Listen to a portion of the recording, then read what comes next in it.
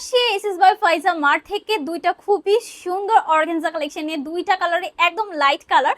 So যারা হচ্ছে একদম লাইট কালার পরতে পছন্দ করেন তাদের জন্য হচ্ছে আজকের ভিডিওটা মাস্ট দেখতে হবে। হ্যাঁ, সো এটার প্রাইস থাকছে মাত্র 1890 টাকা। ফার্স্ট ওয়ান হচ্ছে খুব সুন্দর একটা পিচ পিঙ্ক কালার, কালারটা খুবই সুন্দর এন্ড একদম লাইট কালার। সো এটা হচ্ছে একদম একটি পার্টি অ্যাটায়ার।